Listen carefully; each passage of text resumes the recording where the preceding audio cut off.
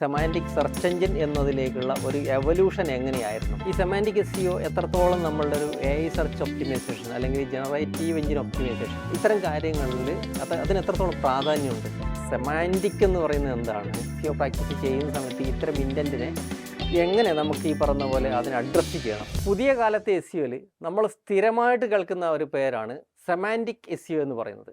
എന്താണ് യഥാർത്ഥത്തിൽ semantic SEO? എങ്ങനെയാണ് നമുക്ക് സെമാൻറ്റിക് SEO നമ്മളുടെ SEO പ്രാക്ടീസിനകത്ത് ഉൾപ്പെടുത്താനായിട്ട് പറ്റുക? അപ്പോൾ ഇത്തരം കാര്യങ്ങൾ നമുക്ക് ഇന്നത്തെ എപ്പിസോഡിൽ ചർച്ച ചെയ്യാം. അപ്പോൾ എല്ലാവർക്കും പുതിയൊരു എപ്പിസോഡിലേക്ക് സ്വാഗതം. നമ്മൾ കഴിഞ്ഞ കുറേ വർഷമായിട്ട് കേട്ടുകൊണ്ടിരിക്കുന്ന ഒരു SEO പ്രാക്ടീസിൻ്റെ പേരാണ് സെമാൻറ്റിക് SEO എന്ന് പറയുന്നത്. പല ആളുകൾക്കും, ഒരുപക്ഷെ നമ്മുടെ ഇവിടെ കേരളത്തിൽ പല ആളുകളും അത് പ്രാക്ടീസ് ചെയ്ത് വരുന്നേ ഉള്ളൂ, പക്ഷേ ചില ആളുകളും നല്ല രീതിയിൽ ഇംപ്ലിമെൻറ്റ് ചെയ്യുന്നുമുണ്ട്. എന്താണ് സെമാൻറ്റിക് SEO എന്ന് പറയുന്ന ആ കൺസെപ്റ്റ് എന്താണ്? ഈ സെമാൻറ്റിക് SEO എന്ന് പറയുന്ന കൺസെപ്റ്റ് അല്ലെങ്കിൽ ഈ പ്രാക്ടീസ് വന്നിട്ട് കുറേ കാലമായി. അതായത് ഗൂഗിൾ ഒരു സെമാൻറ്റിക് സെർച്ച് എഞ്ചിനായ കാലഘട്ടം മുതലേ ഈ രീതിയിലേക്ക് ഉള്ള SEO പ്രാക്ടീസും ഇവോൾവ് ചെയ്ത് വന്നിട്ടുണ്ട്.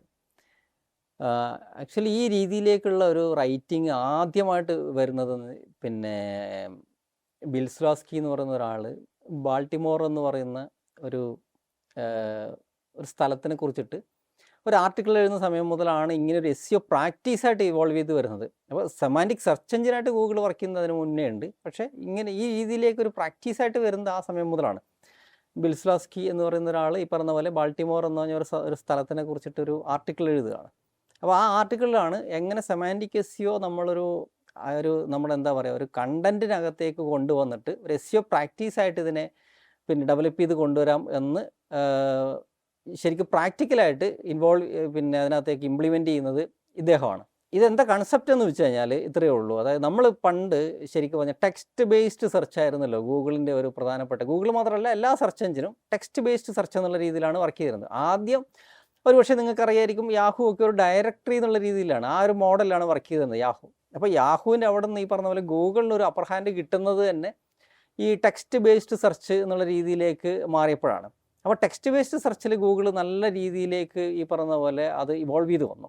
അതിന് ഈ പറഞ്ഞ പോലെ യാഹുവിനെയൊക്കെ ഒരുപാട് പുറകിലോട്ട് മാറ്റി.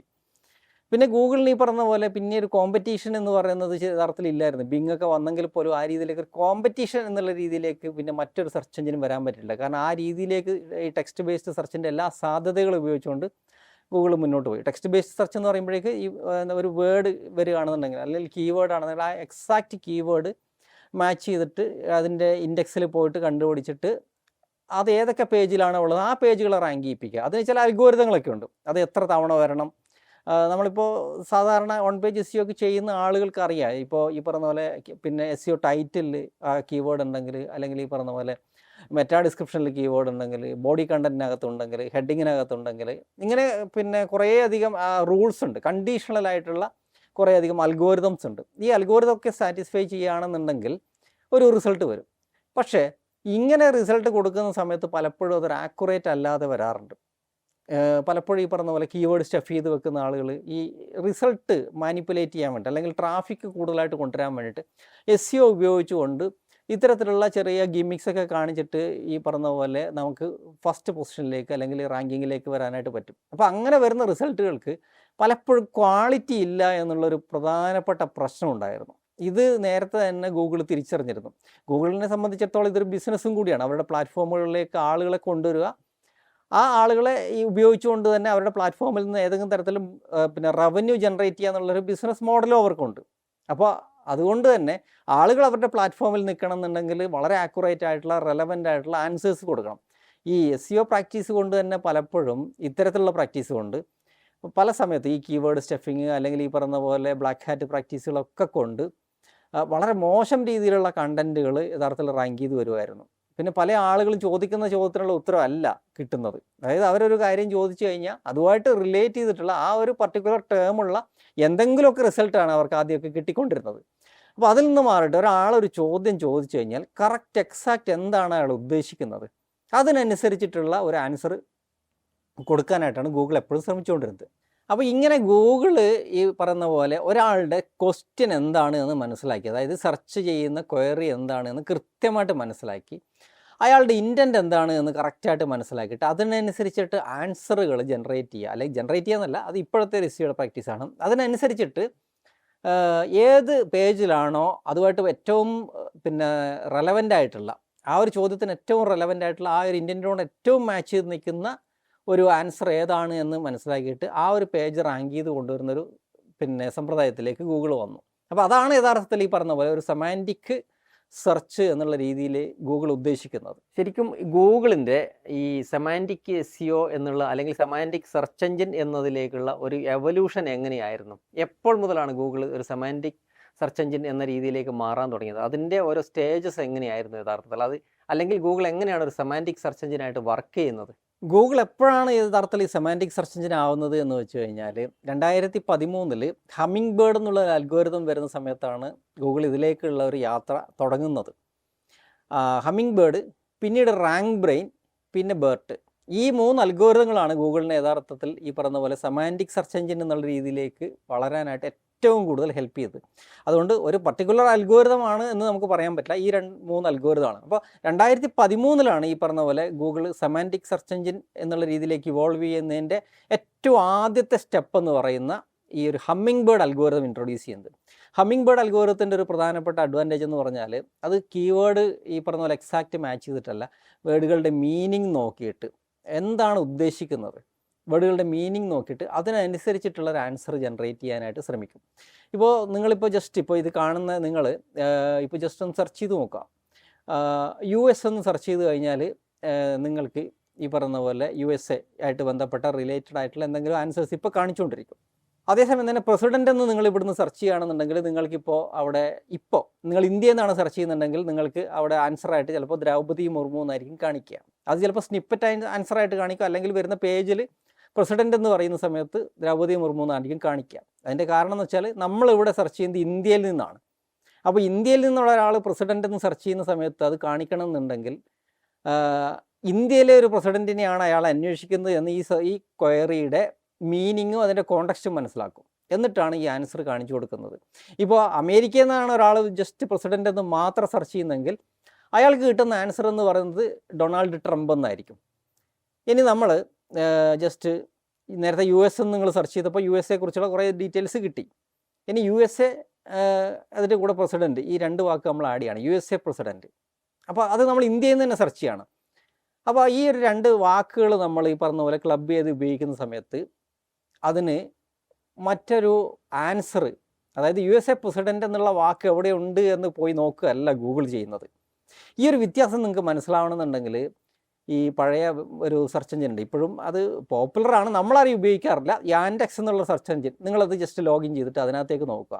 യാൻഡെക്സിൽ നോക്കുന്ന സമയത്ത് നിങ്ങൾ USA പ്രസിഡൻ്റ് എന്ന് സെർച്ച് ചെയ്ത് കഴിഞ്ഞാൽ USA പ്രസിഡൻ്റ് എന്ന് പറഞ്ഞിട്ടുള്ള വാക്ക് എവിടെയൊക്കെ ഉണ്ടോ അതുമായിട്ട് ബന്ധപ്പെട്ട പേജുകളെ കാണിക്കാനായിട്ട് ശ്രമിക്കും. പക്ഷേ ഗൂഗിളിൽ സെർച്ച് ചെയ്യുന്ന സമയത്ത് നിങ്ങൾക്ക് ഡയറക്റ്റായിട്ട് ഡൊണാൾഡ് ട്രംപ് എന്നുള്ള ആൻസർ കാണിച്ചു തരും. അതായത് 2 വാക്കുകൾ അവിടെ ചേരുന്നുണ്ട്, USA എന്നും പ്രസിഡൻ്റ് എന്നുള്ള 2 വാക്ക് ചേരുമ്പോൾ അതിന് മൂന്നാമതൊരു മീനിങ് ആണ് അവിടെ ഉണ്ടാകുന്നത്. ആ മീനിങ് ഡൊണാൾഡ് ട്രംപ് എന്നുള്ള ആൻസറാണ് അവിടെ ഉണ്ടാകുന്നത്. അപ്പോൾ ഈ രീതിയിലേക്ക് 2 വാക്ക് ചേരുമ്പോൾ അതെന്താണോ ഉദ്ദേശിക്കുന്നത്, അതിൻ്റെ ആൻസർ എന്താണ് എന്ന് മനസ്സിലാക്കിയിട്ട് എക്സാക്റ്റ് ആയിട്ടൊരു കീവേഡിന് മാച്ച് ചെയ്യുന്ന റിസൾട്ട് അല്ല കൊടുക്കുന്നത്, അയാൾ ചോദിച്ച ചോദ്യം എന്താണോ അതിൻ്റെ ആൻസറാണ് അവിടെ കൊടുക്കുന്നത്. അപ്പോൾ ഈ രീതിയിലാണ് സെമാൻറ്റിക് സെർച്ച് എഞ്ചിൻ വർക്ക് ചെയ്യുന്നത്.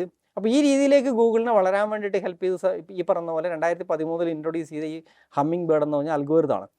അപ്പോൾ ഹമ്മിങ് ബേർഡിന് ശേഷം ഈ പറഞ്ഞ പോലെ റാങ്ക് ബ്രെയിൻ വന്നു. റാങ്ക് ബ്രെയിൻ വരുന്ന സമയത്തേക്ക് മെഷീൻ ലേണിംഗ് ഉപയോഗിച്ചുകൊണ്ട് ഈ പറഞ്ഞ പോലെ ഇത്തരം കോണ്ടെക്സ്റ്റുകൾക്ക് അപ്പുറത്തേക്കൊക്കെ പോയിട്ട് ചിന്തിക്കാൻ പറ്റുന്ന രീതിയിലേക്ക്, ഇപ്പോൾ ഒരു ടെക്സ്റ്റിൽ ഇപ്പോൾ ഒരു അതിന് ഒരുപാട് ഡോക്യുമെൻറ്റുകൾ കിട്ടി, പേജുകൾ കിട്ടി, ആ പേജുകളിൽ നിന്ന് അല്ലെങ്കിൽ ടെക്സ്റ്റുകൾ കിട്ടി, ഈ ടെക്സ്റ്റുകളെ മനസ്സിലാക്കിയിട്ട് അതിന് സ്വതന്ത്രമായിട്ട് ചില ആൻസേഴ്സ് ഈ പറഞ്ഞ പോലെ കണ്ടുപിടിക്കാനൊക്കെ പറ്റും. ഒരു എക്സാമ്പിൾ പറയാം, ഇപ്പം നമ്മൾ Newton's third law, what is Newton's third law എന്ന് പറഞ്ഞാൽ പഴയ ഒരു SEO പ്രാക്ടീസ് അനുസരിച്ചിട്ടാണെങ്കിൽ ന്യൂട്ടൺസ് തേർഡ് ലോ ഈസ് എന്നൊക്കെ നമ്മൾ പറയുകയാണെന്നുണ്ടെങ്കിൽ ആ ഒരു കീവേഡ് അവിടെയുണ്ട്, ന്യൂട്ടൺസ് തേർഡ് ലോ എന്നുള്ള കീവേഡ് ആ ടെക്സ്റ്റിനകത്തുണ്ട്. അപ്പോൾ ഈ ടെക്സ്റ്റ് നോക്കിയിട്ടായിരിക്കും കണ്ടുപിടിക്കാം. ഇപ്പോൾ അതൊന്നുമില്ല, every action there is an equal and opposite reaction, ഇങ്ങനെ ഒരു ടേം അവിടെ വന്നു, അല്ലെങ്കിൽ ഒരു സ്റ്റേറ്റ്മെൻറ്റ് വന്നു. ഈ സ്റ്റേറ്റ്മെൻറ്റിൽ ന്യൂട്ടൺസ് തേർഡ് ലോ എന്നുള്ള ഒരു കീവേഡ് ഇല്ല. കീവേഡ് ഇല്ലെങ്കിൽ പോലും ഗൂഗിളിനറിയാം ഇതാണ് അതിൻ്റെ ആൻസർ. അപ്പോൾ ആ കീവേഡ് അവിടെ വീണ്ടും റീപ്രൊഡ്യൂസ് ചെയ്ത് കാണിക്കേണ്ട ഒരു ആവശ്യമില്ല, ഈ ആൻസർ ജനറേറ്റ് ചെയ്ത് കാണിച്ചാൽ മതി. എന്നറിയാം. അപ്പോൾ ഇതുപോലെ പല കാര്യങ്ങളിൽ നിന്നും പഠിച്ചിട്ട് ഇനി അത് ടെക്സ്റ്റുകൾ ഈ പറഞ്ഞ പോലെ കമ്പയർ ചെയ്ത് അല്ലെങ്കിൽ ഇത് അനലൈസ് ചെയ്തിട്ട് ഇതിനകത്തുനിന്ന് ഒരു ആൻസർ കണ്ടുപിടിക്കാനായിട്ട് ഈ പറഞ്ഞ പോലെ റാങ്ക് ബ്രെയിൻ ഒരു പരിധി വരെ ഹെൽപ്പ് ചെയ്യുന്നുണ്ട്. പിന്നീട് ഈ പറഞ്ഞ പോലെ ബർട്ട് എന്നുള്ള അൽഗോരിതം കൂടെ വന്നപ്പോഴേക്ക് ഇത് കുറേയും കൂടെ ഇൻഡെപ്തായിട്ട് ഇൻറ്റൻറ്റ് ഈ പറഞ്ഞ പോലെ കോണ്ടക്സ്റ്റ്, ഇപ്പോൾ നമ്മൾ എവിടെ നിന്നാണ് ഇത് പിന്നെ ചോദിക്കുന്നത്, നമ്മൾ ചോദിക്കുന്നതിൻ്റെ യഥാർത്ഥ പിന്നെ ഉദ്ദേശം എന്താണ്, ഇത്തരം കാര്യങ്ങളൊക്കെ മനസ്സിലാക്കിയിട്ട് പറയാനായിട്ട് പിന്നെ ഈ ബർട്ടൊക്കെ പിന്നെ വന്നപ്പോഴേക്ക് ഇതിന് സാധിച്ചു. അപ്പോൾ ഏത് രീതിയിലുള്ള ചോദ്യങ്ങൾ ചോദിച്ചു കഴിഞ്ഞാലും വളരെ കോംപ്ലിക്കേറ്റഡ് ആയിട്ടുള്ള ചോദ്യങ്ങളൊക്കെ ചോദിക്കുന്ന സമയത്ത് പോലും അതിന് നാച്ചുറലായിട്ട് ആൻസർ ചെയ്യാൻ പറ്റുന്ന രീതിയിലേക്ക് ഗൂഗിൾ വളർന്നു. അപ്പോൾ അതാണ് ഇതിൻ്റെ ഒരു എന്താ പറയുക മൈൽ സ്റ്റോൺ എന്ന് പറയുന്നത്. 2013 ഈ പറഞ്ഞ പോലെ ഹമ്മിങ് ബേർഡ് വന്നു, പിന്നീട് ഈ പറഞ്ഞ പോലെ ഒരു 15 ആകുമ്പോഴേക്ക് റാങ്ക് ബ്രെയിൻ വന്നു, പിന്നെ എനിക്ക് തോന്നുന്നു 17 18 ആ സമയത്തേക്ക് ഈ പറഞ്ഞ പോലെ ഇത് വന്നു, ബേർട്ട് വന്നു. ഈ കാലയളവിലാണ് പിന്നെ ഇതിൻ്റെ ഒരു എവല്യൂഷൻ എന്ന് പറയുന്നത്, സെമാൻറ്റിക് സെർച്ച് എഞ്ചിൻ്റെ എവല്യൂഷൻ. അപ്പോൾ അതിനനുസരിച്ചിട്ട് നമ്മളുടെ SEO പ്രാക്ടീസുകളും നമ്മൾ ആ കാലഘട്ടത്തിൽ മാറ്റി മാറ്റി കൊണ്ടുവന്നിട്ടുണ്ട്. ഇനി കുറച്ച് തിയററ്റിക്കലായിട്ടുള്ളൊരു ക്വസ്റ്റ്യൻ ചോദിക്കാം. എന്താണ് ഈ സെമാൻറ്റിക് എന്ന് പറയുന്നത് എന്താണ്? അപ്പോൾ ഏതൊക്കെ തരത്തിലുള്ള സെമാൻറ്റിക് ഉണ്ട്, അത് എവിടെ നിന്നാണ് ഇവോൾവ് ചെയ്ത് വന്നത്? ഇത്തരം കാര്യങ്ങളെക്കുറിച്ച് കൂടെ എനിക്ക് തോന്നുന്നു ആൾക്കാർക്ക് കേൾക്കാനുള്ളൊരു താല്പര്യം ഉണ്ടാവുമെന്ന് തോന്നുന്നു. അപ്പോൾ അതും കൂടി ഒന്ന് വിശദീകരിച്ചാൽ നല്ലതായിരിക്കും തോന്നുന്നു. സെമാൻറ്റിക് എന്ന് പറയുന്നത് അതൊരു ലിംഗ്വിസ്റ്റിക്കുമായിട്ട് ബന്ധപ്പെട്ട ഒരു സംഭവമാണ്. അതായത് ഭാഷാശാസ്ത്രം എന്ന് പറയും. SEOക്കാരത് പഠിക്കണമെന്ന് ചോദിച്ചു കഴിഞ്ഞാൽ SEOക്കാർ ഇപ്പോൾ അത് പഠിക്കുന്നുണ്ട്. പല ആളുകളും ലിംഗ്വിസ്റ്റിക്സ് പഠിക്കുന്നുണ്ട്, മെഷീൻ ലേണിംഗ് പഠിക്കുന്നുണ്ട്, ഇതൊക്കെ SEOക്കാർ പഠിക്കുന്നുണ്ട് കേട്ടോ. അപ്പോൾ നിങ്ങൾക്കറിയായിരിക്കും മറ്റേ holistic.digital എന്നൊക്കെ പറഞ്ഞിട്ടുള്ള മറ്റേ കൊരേക് തുക്ബർഗ്, പുള്ളിയുടെ ഈ പിന്നെ ഹോളിസ്റ്റിക് SEO പ്രാക്ടീസിൻ്റെ ഭാഗമായിട്ട് ലിംഗ്വിസ്റ്റിക്സ് ഒക്കെ നല്ല രീതിയിൽ പുള്ളി പഠിക്കുന്നുണ്ട്. അതുപോലെ തന്നെ നാച്ചുറൽ ലാംഗ്വേജ് പ്രോസസ്സിങ്, ഈ സംഭവങ്ങളൊക്കെ ആളുകൾ പഠിക്കുന്നതായിട്ട് കണ്ടിട്ടുണ്ട്. ഇത് അറിഞ്ഞിരിക്കുന്നത് നല്ലതാട്ടോ, നല്ല രീതിയിലേക്ക് നമുക്ക് പ്രാക്ടീസ് ചെയ്യുന്നതിന് വേണ്ടിയിട്ട് ഹെൽപ്പ് ചെയ്യും. കാരണം സെർച്ച് എഞ്ചിൻ വർക്ക് ചെയ്യുന്നത് ഇതിനെയൊക്കെ ബേസ് ചെയ്തുകൊണ്ടായതുകൊണ്ട് നമുക്ക് ഇതൊക്കെ അറിഞ്ഞിരിക്കുന്നത് നല്ലതാണ്. അപ്പോൾ ഈ സെമാൻറ്റിക് എന്നുള്ളത് ഒരു ഗ്രീക്ക് വാക്കാണ്. അത് ഒരു ഗ്രീക്ക് വാക്കിൽ നിന്ന് ഇവോൾവ് ചെയ്ത് വന്നതാണ് ഈ സെമാൻറ്റിക്സ് എന്ന് പറയുന്ന ഒരു ടേം എന്ന് പറയുന്നത്. അപ്പോൾ ഇത് ശരിക്കും പറഞ്ഞാൽ വാക്കുകളുടെ മീനിങ് അല്ലെങ്കിൽ വാക്കുകൾ ചേരുമ്പോൾ ഒരു സെൻറ്റൻസ് ഉണ്ടാവുകയാണെങ്കിൽ അതിൻ്റെ മീനിങ്, ആ മീനിങ്ങുമായിട്ട് ബന്ധപ്പെട്ട് പിന്നെ നമ്മൾ ഡിസ്കസ് ചെയ്യുന്ന കാര്യങ്ങളാണ് ഈ പറഞ്ഞ പോലെ, അതിനെയാണ് സെമാൻറ്റിക് എന്ന് പറയുന്നത്. അപ്പോൾ സെമാൻറ്റിക് എന്ന് പറയുന്നത് പല തരത്തിലുണ്ട്. ഈ പറഞ്ഞ പോലെ ലെക്സിക്കൽ സെമാൻറ്റിക്സ് എന്ന് പറയുന്നൊരു സംഭവമുണ്ട്. അതായത് വേർഡുകൾ, ഈ വേർഡുകളുമായിട്ട് ബന്ധപ്പെട്ട് മെയിനായിട്ട് ഈ വേർഡുകളുടെ മീനിങ് എന്താണ് എന്ന് നോക്കുന്നതാണ് ലെക്സിക്കൽ സെമാൻറ്റിക് എന്ന് മെയിനായിട്ട് പറയുന്നത്. അതിൽ തന്നെ കുറേയധികം കീ കൺസെപ്റ്റ്സ് ഉണ്ട്. ഈ പറഞ്ഞ പോലെ ഹോമോണിംസ് എന്ന് പറയുന്നതുണ്ട്, അതുപോലെ സിനോണിംസ്. അപ്പോൾ ഒരു വേർഡിൻ്റെ നമ്മൾക്ക് ഈ പറഞ്ഞ പോലെ പര്യായപദങ്ങൾ എന്നൊക്കെ പറയില്ലോ, അതുണ്ട്. പിന്നെ അതിൻ്റെ എതിർപദങ്ങളുണ്ട്, വിപരീത പദം എന്നൊക്കെ പറയുന്ന സംഭവങ്ങൾ. അപ്പോൾ അതിൻ്റെ മീനിങ് എന്താണ് എന്നുള്ളത്. പിന്നെ പോളിസെമി, ഇപ്പോൾ ഒരേ വാക്ക് തന്നെ രണ്ടർത്ഥം വരുന്ന വാക്കുകളുണ്ട്. ഒരു വാക്കിന് ഇപ്പോൾ ബാങ്ക് എന്ന് പറഞ്ഞാൽ നമുക്ക് ഫിനാൻഷ്യൽ ഇൻസ്റ്റിറ്റ്യൂഷനാണ്. അതേസമയം ബാങ്ക് എന്നിപ്പോൾ ഒരു നദിയായിട്ട് ബന്ധപ്പെട്ടാണ് നമ്മൾ പറയുന്നുണ്ടെങ്കിൽ അത് ആ നദിയുടെ തീരായിട്ട് സങ്കല്പിക്കാൻ പറ്റും. അപ്പോൾ ഇങ്ങനെ ഒരു വാക്കിന് തന്നെ രണ്ടർത്ഥം വരുന്ന പോളിസെമി എന്ന് പറയുന്ന രീതിയിലുള്ള പിന്നെ ഇതൊക്കെ ഉണ്ട്. അപ്പോൾ അത് കൂടാതെ തന്നെ ഈ പറഞ്ഞ പോലെ ടാക്സോണമീസ് ഉണ്ട്. ഇങ്ങനെ പല കാര്യങ്ങളും ഇതിനകത്തേക്ക് പിന്നെ ഈ ലെക്സിക്കൽ സെമാൻറ്റിക്സിനകത്ത് വരുന്നുണ്ട്.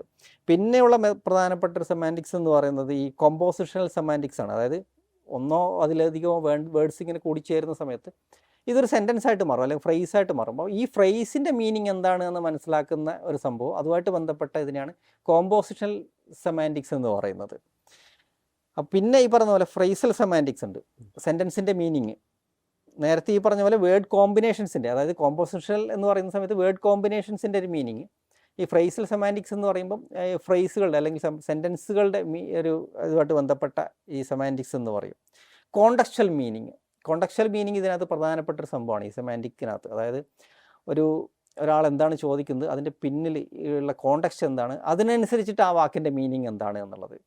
ഇപ്പോൾ നമ്മളിവിടെ RDX എന്ന് പറയുന്ന സമയത്ത് RDX ഒരു എക്സ്പ്ലോസീവ് ആയിട്ടുള്ളൊരു സംഭവം കൂടിയാണ്. നമ്മളിവിടെ RDX എന്ന് പറയുന്നത് യഥാർത്ഥത്തിൽ നമ്മളൊരു സിനിമയെക്കുറിച്ചാണ് പലപ്പോഴും പറയുന്നത്. അപ്പോൾ ആ കോണ്ടക്സ്റ്റിൽ അതിൻ്റെ അർത്ഥം അങ്ങനെയാണ്. പിന്നെ അതുപോലെ തന്നെ ഒരാൾ റെസ്റ്റോറൻറ്റിൽ ഇറങ്ങി വരുന്ന സമയത്ത് നമ്മൾ എങ്ങനെ ഉണ്ടായിരുന്നു എന്ന് ചോദിക്കുന്ന സമയത്ത് അതിൻ്റെ ഒരു മീനിങ് എന്ന് പറയുന്നത് യഥാർത്ഥത്തിൽ ഫുഡ് എങ്ങനെ ഉണ്ടായിരുന്നു എന്നുള്ളതാണ്. അപ്പോൾ അതാണ് കോണ്ടക്സ്ച്വലി ഒരു വാക്കിൻ്റെ ഒരു റെലവൻസ് അല്ലെങ്കിൽ മീനിങ് എന്ന് പറയുന്നത്. അപ്പോൾ ആ രീതിയിലേക്ക് ഈ പറഞ്ഞ പോലെ അതിനും നമുക്ക് അതൊക്കെ മനസ്സിലാക്കുന്നത് ഇതിന് നല്ലതാണ്. പിന്നെ ഈ പറഞ്ഞ പോലെ ഫോർമൽ സെമാൻറ്റിക്സ് ഉണ്ട്. പിന്നെ ഇതൊന്നും കൂടാതെ പ്രാഗ്മാറ്റിക് എന്നൊരു സംഭവമുണ്ട്. അതായത് ഇപ്പോൾ നമ്മളിപ്പോൾ ഒരു റെഡ് ലൈറ്റ് കണ്ടു. നമ്മളിങ്ങനെ യാത്ര ചെയ്ത് പോകുന്ന സമയത്ത് റെഡ് ലൈറ്റ് കണ്ടു. അപ്പോൾ റെഡ് ലൈറ്റ് എന്ന് പറയുമ്പോൾ നമുക്ക് റെഡ് ലൈറ്റ് ആണെന്ന് മനസ്സിലായി. പക്ഷേ നമ്മൾ റോഡിൽ റെഡ് ലൈറ്റ് കത്തുന്ന കണ്ടു കഴിഞ്ഞാൽ അതിൻ്റെ ഒരു അർത്ഥം എന്ന് പറയുന്നത് സ്റ്റോപ്പ് ചെയ്യുക എന്നുള്ളതാണ്. പക്ഷേ ഈ പിന്നെ സംഭവം ടെക്സ്റ്റിൽ ഇപ്പോൾ ഈ പറഞ്ഞ പോലെ റെഡ് എന്നോ അല്ലെങ്കിൽ ഈ പറഞ്ഞ പോലെ കളർ കണ്ടു കഴിഞ്ഞാൽ അതിൻ്റെ അർത്ഥം എപ്പോഴും സ്റ്റോപ്പ് എന്നുള്ളത് മാത്രമല്ല. നമ്മളെ സംബന്ധിച്ചിടത്തോളം പ്രാക്ടിക്കലിൽ അല്ലെങ്കിൽ നമ്മുടെ റിയൽ ലൈഫിൽ നമ്മൾ റോഡിലൂടെ പോകുന്ന സമയത്ത് ഒരു റെഡ് സിഗ്നൽ കണ്ടു കഴിഞ്ഞാൽ വണ്ടി അവിടെ നിർത്തേണ്ടതാണെന്നാണ് അതിനർത്ഥം. അപ്പോൾ ഈ പിന്നെ അതല്ലെങ്കിൽ നമ്മൾ റോഡിലൂടെ പോകുന്ന സമയത്ത് ഒരു ഇൻഡു മാർക്ക് കാണുകയാണെന്നുണ്ടെങ്കിൽ അല്ലെങ്കിൽ ഒരു നമ്മളെ തലയോട്ടിയൊക്കെ കാണുകയാണെന്നുണ്ടെങ്കിൽ അവിടെ വർക്ക് ഇൻ പ്രോഗ്രസ് അല്ലെങ്കിൽ ഈ പറഞ്ഞ പോലെ എന്തൊക്കെയോ പിന്നെ നമ്മൾ മുന്നോട്ട് പോയി കഴിഞ്ഞാൽ അപകടം നടക്കാനുള്ള സാധ്യതയുണ്ട്. അതുകൊണ്ട് അതുവഴി പോകരുത് എന്നുള്ള ഒരു അർത്ഥം കൂടി അതിനകത്തുണ്ട്. വേറെ ഒരു എക്സാമ്പിൾ പറയാം. ഇപ്പോൾ ഒരാൾ ഒരു റൂമിലിരുന്നിട്ട് അയാൾ ഈ പറഞ്ഞ പോലെ ഭയങ്കര തണുപ്പാണ്. അപ്പോൾ AC ഓൺ ചെയ്തിട്ടുണ്ട്. അപ്പോൾ തൊട്ടടുത്തിരിക്കുന്ന ആളുടെ കയ്യിലാണ് റിമോട്ട്. അപ്പോൾ ഇയാൾ പറഞ്ഞു എനിക്ക് ഭയങ്കരമായിട്ട് തണുക്കുന്നു എന്ന് പറഞ്ഞു. അപ്പോൾ അതിൻ്റെ അർത്ഥം ലിറ്ററലി അയാൾക്ക് തണുക്കുന്നതാണെങ്കിൽ പോലും ഈ പ്രാഗ്മാറ്റിക് എന്ന് പറയുന്ന സമയത്ത് അയാളുടെ ഒരു പിന്നെ അയാൾ ഉദ്ദേശിക്കുന്നത് എന്താണെന്ന് വെച്ചാൽ ദയവായിട്ട് ആ AC ഒന്ന് ഓഫ് ചെയ്യാമോ എന്നാണ് അയാൾ ഉദ്ദേശിക്കുന്നത്. അപ്പോൾ ഇങ്ങനെ ഒരു സംഭവമുണ്ട്. അപ്പോൾ ഇതൊക്കെ മനസ്സിലാക്കുന്നത് പലപ്പോഴും നമ്മളുടെ ഈ പറഞ്ഞ പോലെ ഈ SEOയിലും ഇമ്പോർട്ടൻ്റ് ആണ്. ഇപ്പോൾ പല കാര്യങ്ങളും ഇപ്പോൾ നമ്മളൊന്ന് മൂളുന്നത് പോലും നമ്മൾ മൂളുന്നു, ആ മൂളുന്നത് പോലും യഥാർത്ഥത്തിൽ അതിനർത്ഥങ്ങളുണ്ട്. അപ്പോൾ ഈ സെമാൻറ്റിക് SEO അല്ലെങ്കിൽ സെമാൻറ്റിക് എന്ന് പറയുന്ന സമയത്ത് പലപ്പോഴും ഈ പറഞ്ഞ പോലെ ഒരു പിന്നെ എന്താ പറയുക മനുഷ്യൻ ഈ പറഞ്ഞ പോലെ എങ്ങനെയാണോ ചിന്തിക്കുന്നത് ആ ചിന്തിക്കുന്നതിനനുസരിച്ചിട്ട് നമുക്ക് പിന്നെ ഒരു SEO പ്രാക്ടീസ് കൊണ്ടുവരാനായിട്ടാണ് ഗൂഗിൾ ശ്രമിച്ചത്. മനുഷ്യനൊരു സെമാൻറ്റിക് ജീവിയാണ്. മനുഷ്യൻ എന്തുകൊണ്ടാണ് സെമാൻറ്റിക് ജീവി എന്ന് പറയുന്നത് വെച്ചാൽ പല രീതിയിൽ നമ്മൾ കമ്മ്യൂണിക്കേറ്റ് ചെയ്യാനായിട്ട് ശ്രമിക്കും. നമ്മൾ ചിലപ്പോൾ വാക്കുകൾ ഉപയോഗിച്ചിട്ട് കമ്മ്യൂണിക്കേറ്റ് ചെയ്യും, നമ്മൾ ആംഗ്യങ്ങൾ ഉപയോഗിച്ചിട്ട് കമ്മ്യൂണിക്കേറ്റ് ചെയ്യാനായിട്ട് ശ്രമിക്കും. നമുക്ക് സ്മെല്ല് അറിയാം. അപ്പോൾ ഈ സ്മെല്ല് വെച്ചിട്ട് നമ്മൾ എന്ത് ചെയ്യും, നമ്മൾ മനസ്സിലാക്കിയിട്ട് നമ്മൾ അതിനനുസരിച്ചിട്ട് പിന്നെ തിരിച്ച് റെസ്പോണ്ട് ചെയ്യാനായിട്ട് ശ്രമിക്കും. അതുകൂടാതെ തന്നെ നമുക്ക് ഈ പറഞ്ഞ പോലെ വെർബൽ കമ്മ്യൂണിക്കേഷൻ ഉണ്ട്, നമുക്ക് ഈ പറഞ്ഞ പോലെ ഓൾഫാക്ടറി കമ്മ്യൂണിക്കേഷൻ നമുക്ക് മനസ്സിലാവും, നമുക്ക് പിന്നെ നോൺ വെർബൽ കമ്മ്യൂണിക്കേഷൻ മനസ്സിലാവും. നമ്മളൊരു നോട്ടം കൊണ്ട് ആളുകളുടെ അടുത്ത് നമ്മൾ കമ്മ്യൂണിക്കേറ്റ് ചെയ്യാറുണ്ട്. അപ്പോൾ ഇതെല്ലാം യഥാർത്ഥത്തിൽ മനുഷ്യൻ പല ആവശ്യങ്ങൾക്കായിട്ട് പല ഘട്ടത്തിൽ ഉപയോഗിക്കുന്നുണ്ട്. പക്ഷേ ഇൻ്റർനെറ്റിലേക്ക് വരുന്ന സമയത്ത് ഇതതുപോലെ നമുക്ക് കൊണ്ടുവരാനായിട്ട് പറ്റില്ല. അതായത് ഇപ്പോൾ ഒരു മനുഷ്യൻ ക്രൂരമായി നോക്കി അല്ലെങ്കിൽ ഈ പറഞ്ഞ പോലെ അയാളെ സൂക്ഷിച്ച് നോക്കി, തറപ്പിച്ച് നോക്കി എന്നൊക്കെയാണ് ഇപ്പോൾ ടെക്സ്റ്റിനകത്തെങ്കിൽ അതിൻ്റെ മീനിങ് എന്താണ് എന്ന് എക്സാക്റ്റ് ആയിട്ട് ഈ പറഞ്ഞ പോലെ നമ്മളൊരു നോവലൊക്കെ വായിക്കുമ്പോൾ നമുക്ക് മനസ്സിലാവും. പക്ഷേ അത് സെർച്ച് എഞ്ചിനും കൂടെ മനസ്സിലാവണമല്ലോ. ഒരു ആൻസർ കൊടുക്കണമെന്നുണ്ടെങ്കിൽ ഒരാൾ വളരെ രൂക്ഷമായിട്ട് ഒരാളെ നോക്കി എന്ന് പറഞ്ഞാൽ ഒരു ചോദ്യം ചോദിച്ചപ്പോൾ രൂക്ഷമായിട്ട് നോക്കിക്കഴിഞ്ഞാൽ ചിലപ്പോൾ അതിൻ്റെ അർത്ഥം നോ എന്നായിരിക്കും. അല്ലെങ്കിൽ അയാൾ ചിരിച്ചുകൊണ്ട് തലയാട്ടി എന്ന് പറയുമ്പോൾ അതിൻ്റെ അർത്ഥം ചിലപ്പോൾ യെസ് ആയിരിക്കും.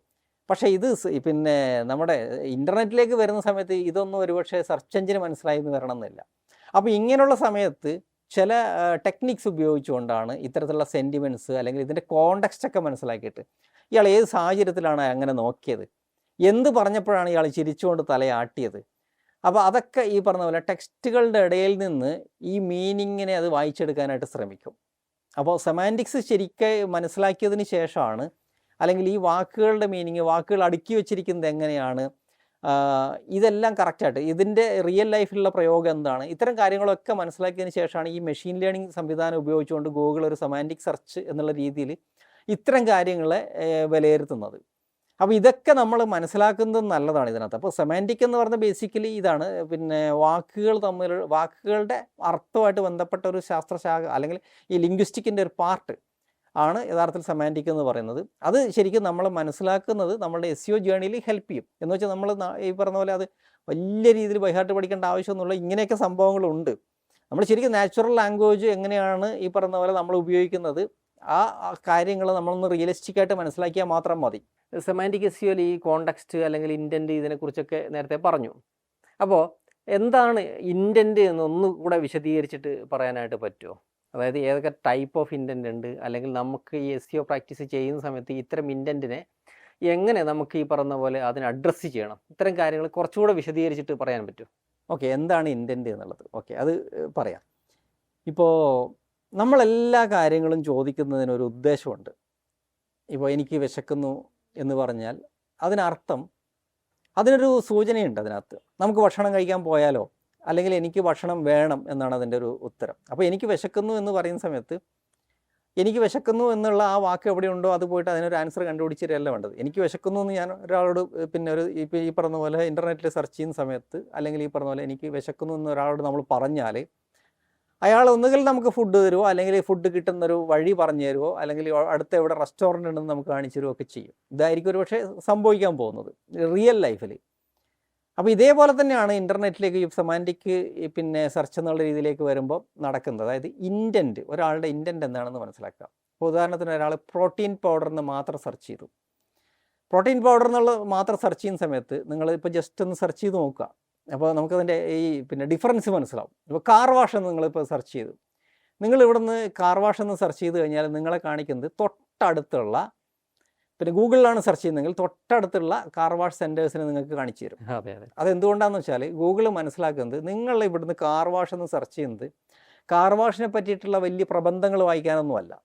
കാരണം അതിൻ്റെ ഒരു ആവശ്യമില്ല. സാധാരണ ആളുകൾ അങ്ങനെ വായിക്കേണ്ട ആവശ്യമില്ല. കാർ വാഷ് എന്താണെന്നുള്ള ഗൈഡുകളൊന്നും വായിക്കാനല്ല. യാൻഡെക്സിലേക്ക് പോയിട്ട്, യാൻഡെക്സ് എന്ന് പറഞ്ഞ സെർച്ച് എഞ്ചിനിൽ പോയിട്ട് നിങ്ങൾ കാർ വാഷ് എന്ന് സെർച്ച് ചെയ്ത് പോയി കഴിഞ്ഞാൽ നിങ്ങൾക്ക് അൾട്ടിമേറ്റ് ഗൈഡ് ടു പിന്നെ കാർ വാഷ് എന്നൊക്കെ പറഞ്ഞിട്ട് കാണാനായിട്ട് പറ്റും. പക്ഷേ ഗൂഗിൾ ഇവിടെ ഇത്രയും ഈ രീതിയിലേക്ക് ഇവോൾവ് ചെയ്ത് വന്നതുകൊണ്ട് തന്നെ ഗൂഗിൾ കൃത്യമായിട്ട് നമ്മുടെ ഇൻറ്റൻറ്റ് എന്താണെന്ന് മനസ്സിലാക്കുന്നുണ്ട്. നമുക്കൊരു കാറുണ്ട്, അത് നമുക്ക് വീട്ടിൽ കഴുകാനുള്ള സാഹചര്യമില്ല, അല്ലെങ്കിൽ നമുക്ക് മടിയാണ്. അപ്പോൾ ആ മടി കൊണ്ട് നമ്മൾ കാർ വാഷ് സെൻറ്റേഴ്സ് അന്വേഷിക്കുന്നു.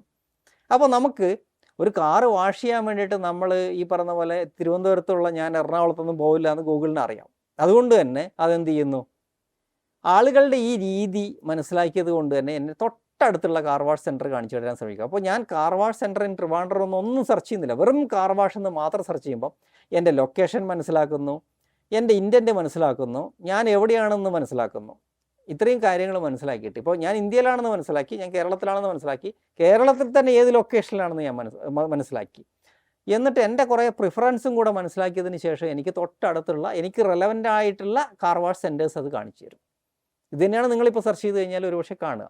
അപ്പോൾ ആ രീതിയിലേക്ക് പിന്നെ ഗൂഗിൾ ചിന്തിക്കുന്നത് അതിനെയാണ് ഈ ഇൻറ്റൻറ്റ് എന്ന് പറയുന്നത്. അതായത് ഇൻറ്റൻറ്റ് മനസ്സിലാക്കുക, ഒരു യഥാർത്ഥത്തിലുള്ള ഒരു ക്വയറിയുടെ പിന്നിൽ ഉള്ള ഒരു ഉദ്ദേശം എന്താണ്, അയാൾ ഇത് ചോദിക്കുന്നതിലൂടെ എന്താണ് ഉദ്ദേശിക്കുന്നത്. പ്രോട്ടീൻ പൗഡർ എന്നൊരാൾ സെർച്ച് ചെയ്ത് കഴിഞ്ഞാൽ അയാൾക്ക് പ്രോട്ടീൻ പൗഡർ വാങ്ങാൻ വേണ്ടിയിട്ടാണ്, അതിനെക്കുറിച്ച് പഠിക്കാൻ വേണ്ടിയിട്ടല്ല എന്നറിയാം. അതേസമയം ബെസ്റ്റ് പ്രോട്ടീൻ പൗഡർ എന്ന് സെർച്ച് ചെയ്ത് കഴിഞ്ഞാൽ അതിന് രണ്ട് ഇൻറ്റൻറ്റ് ഉണ്ട്. അതായത് ഒരാൾ ഒരു പ്രോട്ടീൻ പൗഡർ ബെസ്റ്റായിട്ടുള്ളത് വാങ്ങാനുമാണ്, ബെസ്റ്റ് പ്രോട്ടീൻ പൗഡർ ഏതാണെന്ന് അറിയാനുമാണ്. അത് രണ്ട് ഇൻറ്റൻറ്റ് ഉണ്ട്. ഈ രണ്ട് ഇൻറ്റൻറ്റും നമ്മൾ ഈ പറഞ്ഞ പോലെ സാറ്റിസ്ഫൈ ചെയ്യേണ്ടി വരും. പിന്നെ ഒരു പ്രധാനപ്പെട്ട എക്സാമ്പിൾ പറയാം. ഒരാൾ ചോദിക്കുകയാണ്, എനിക്ക് കോവിഡ് ഉണ്ടെന്ന് എങ്ങനെ അറിയാൻ പറ്റും? അങ്ങനെ ചോദിക്കുന്ന സമയത്ത് അതിൻ്റെ ഉത്തരം എന്ന് പറഞ്ഞാൽ, അതിൻ്റെ ഇൻറ്റൻറ്റ്, യഥാർത്ഥത്തിലുള്ള ഇൻറ്റൻറ്റ് എന്ന് പറഞ്ഞാൽ, ഞാൻ ചോദിക്കുന്നത് എനിക്ക് കോവിഡ് ഉണ്ടെന്ന് എങ്ങനെ അറിയാൻ പറ്റും എന്നാണ്. അപ്പോൾ കോവിഡ് ഉണ്ടോ എന്ന് അറിയുന്നത് ലക്ഷണങ്ങൾ നോക്കിയിട്ടാണ്. അപ്പോൾ നമുക്ക് SEOയിലേക്ക് വരുന്ന സമയത്ത് ഈ ഒരു ഇൻറ്റൻറ്റ്, ഇപ്പോൾ കോവിഡ് ഉണ്ടോ എന്ന് ചോദിച്ചു കഴിഞ്ഞാൽ എങ്ങനെ അറിയാൻ പറ്റുമെന്ന് ചോദിച്ചു കഴിഞ്ഞാൽ അതിൻ്റെ ലക്ഷണങ്ങൾ നമ്മൾ ആൻസറായിട്ട് കൊടുത്താൽ മാത്രം മതി. അതേസമയം അയാൾ ചോദിക്കുകയാണ്, കോവിഡ് ഉണ്ടോ എന്ന് ടെസ്റ്റ് ചെയ്യാനുള്ള മാർഗ്ഗങ്ങൾ എന്തൊക്കെയാണ് എന്നാണ് ചോദിക്കുന്നത്. എങ്ങനെ എനിക്ക് ടെസ്റ്റ് ചെയ്യാൻ പറ്റും? അവിടെ ഈ ലക്ഷണങ്ങളല്ല അയാൾ ചോദിക്കുന്നത്, അവിടെ ചോദിക്കുന്നത് ടെസ്റ്റ് ചെയ്യുന്നത് എങ്ങനെയാണെന്നാണ്. അപ്പോൾ RT-PCR അല്ലെങ്കിൽ ഈ പറഞ്ഞ പോലെ ആൻറ്റിജൻ, ഇത്തരത്തിലുള്ള ടെസ്റ്റുകളെ കുറിച്ച് നമ്മൾ പറയേണ്ടി വരും. അപ്പോൾ ഇങ്ങനെയുള്ള ചില ഇൻറ്റൻറ്റും ഉണ്ട്. പിന്നെ ഇത് കൂടാതെ തന്നെ നമ്മൾ ഈ പറഞ്ഞു വരുന്ന കുറേയധികം ഇൻറ്റൻറ്റുകളുണ്ട്. അതായത് നമുക്ക് ഈ പറഞ്ഞ പോലെ SEO ജേർണിയിൽ കുറേ ഇൻറ്റൻറ്റ് ഉണ്ട്. ഇൻഫർമേഷണൽ ഇൻറ്റൻറ്റ്, നാവിഗേഷണൽ ഇൻറ്റൻറ്റ്, അതുപോലെ തന്നെ കൊമേഴ്ഷ്യൽ ഇൻറ്റൻറ്റ്, ട്രാൻസാക്ഷണൽ ഇൻറ്റൻറ്റ്. ഇതെല്ലാവർക്കും അറിയാവുന്ന കാര്യങ്ങളാണ്. അതുകൊണ്ടാണ് ഞാൻ അതിനകത്തേക്ക് കൂടുതലായിട്ട് പോകാത്തത്. അപ്പോൾ ഇത്തരം ഇൻറ്റൻറ്റുകളും ഒക്കെ അത് മനസ്സിലാക്കും. പിന്നെ അതുകൂടാതെ ലോക്കൽ ഇൻറ്റൻറ്റ് ഉണ്ട്, പിന്നെ ബ്രാൻഡ്, പിന്നെ ഈ പറഞ്ഞ പോലെ സ്പെസിഫിക് ആയിട്ടുള്ള ഇൻറ്റൻറ്റ് ഉണ്ട്. അത്തരത്തിലുള്ള ഇൻറ്റൻറ്റുകളൊക്കെ ഉണ്ട്. അപ്പോൾ ഇതൊക്കെ മനസ്സിലാക്കിയിട്ടാണ് പലപ്പോഴും ഈ സെർച്ച് എഞ്ചിൻ വർക്ക് ചെയ്യുന്നത്. അപ്പോൾ ഇൻറ്റൻറ്റ് എന്നുള്ളത് സെമാൻറ്റിക് SEOയിലെ ഏറ്റവും പ്രധാനപ്പെട്ട ഒരു പാർട്ടാണ്. അതുമാത്രമല്ല, സെർച്ച് വോളിയത്തിനേക്കാൾ നമ്മൾ സെർച്ച് ഇൻറ്റൻറ്റിനാണ് എപ്പോഴും പ്രാധാന്യം കൊടുക്കേണ്ടത്. എന്നാൽ മാത്രമേ നമ്മളുടെ വെബ്സൈറ്റിൽ വന്നിട്ട് പിന്നെ ഒരു ആൻസർ എന്തെങ്കിലും അറിയാൻ ശ്രമിക്കുന്ന ഒരാൾക്ക് ആക്യുറേറ്റ് ആയിട്ടുള്ള അയാളുടെ നീഡിനനുസരിച്ചുള്ള ആൻസർ നമുക്ക് കൊടുക്കാനായിട്ട് പറ്റും. ഓക്കെ.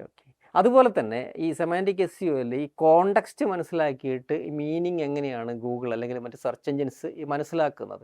അപ്പോൾ അതിനെക്കുറിച്ച് കുറച്ച് ക്ലിയർ ആയിട്ടൊന്ന് പിന്നെ കുറച്ച് എക്സാമ്പിൾസ് ഒക്കെ വെച്ചിട്ടൊന്ന് പറയാനായിട്ട് പറ്റുമോ? കോണ്ടെക്സ്റ്റ് മനസ്സിലാക്കുന്നത് ഗൂഗിള് പല മെത്തേഡുകൾ യൂസ് ചെയ്യാറുണ്ട്. നേരത്തെ പറഞ്ഞു, ഗൂഗിളിൻ്റെ ഈ പറഞ്ഞ പോലെ ബ്രൗസർ പലപ്പോഴും, ഇപ്പോൾ ക്രോം ബ്രൗസറോ അല്ലെങ്കിൽ വേറെ ഏത് ബ്രൗസറാണെന്നുണ്ടെങ്കിലും ബ്രൗസർ നമ്മളുടെ കുറേ ഹിസ്റ്ററി അല്ലെങ്കിൽ ഡാറ്റാസ് സൂക്ഷിക്കുന്നുണ്ട്. മെയിനായിട്ട് കോണ്ടെക്സ്റ്റ് അറിയുന്നത്. ഇപ്പോൾ നമ്മൾ നേരത്തെ പറഞ്ഞു പിന്നെ അതായത് പ്രസിഡൻ്റ് എന്ന് സെർച്ച് ചെയ്യുന്ന സമയത്ത് നമ്മുടെ ദ്രൗപദി മുർമുവിനെ ഇന്ത്യയിലുള്ളവരെ കാണിക്കും, ഇപ്പോൾ നിലവിലുള്ള പ്രസിഡൻറ്റ്. അപ്പോൾ പിന്നെ അമേരിക്കയിലുള്ള ഒരാൾക്കാണെന്നുണ്ടെങ്കിൽ ഡൊണാൾഡ് ട്രംപ് കാണിച്ചു കൊടുക്കും. ഇവിടെ അത് പ്രസിഡൻ്റ് എന്ന് സെർച്ച് ചെയ്യുന്നതിൻ്റെ കോണ്ടെക്സ്റ്റ് എങ്ങനെയാണ് മനസ്സിലാക്കുന്നത് വെച്ചാൽ നമ്മുടെ ലൊക്കേഷൻ നോക്കിയിട്ടാണ്. ഇനി അത് തന്നെ വേറൊരു കാര്യം നോക്കാം. ഒരു ഇമേജ് അത് കണ്ടു, ഒരു പിന്നെ ബ്രൗൺ കളറിൽ ഒരു പാത്രത്തിൽ പിന്നെ ഒരു ലിക്വിഡ് കണ്ടു. നമ്മൾ അതിനെ ഈ പറഞ്ഞ റെസ്റ്റോറൻറ്റിലാണ് ഇത് വെച്ചിരിക്കുന്നതെങ്കിൽ നമുക്ക് ദൂരെ നിന്ന് തന്നെ മനസ്സിലാക്കാൻ പറ്റും ഇത് കട്ടൻ ചായ ആണെന്നുള്ളത്. അവിടെ റെസ്റ്റോറൻറ്റിലാണെന്നുണ്ടെങ്കിൽ നമുക്ക് അത് മനസ്സിലാവും. അപ്പോൾ ഗൂഗിൾ അത് തന്നെയാണ് നോക്കുന്നത്. അതായത് അതിന് ചുറ്റുമുള്ള കാര്യങ്ങൾ എന്തൊക്കെയാണ്, സറൗണ്ടിങ്സ് ആയിട്ട് എന്തൊക്കെ സംഭവിക്കുന്നുണ്ട് നോക്കുക, അതിന് ചുറ്റും എന്തൊക്കെയാണ് ഉള്ളത്.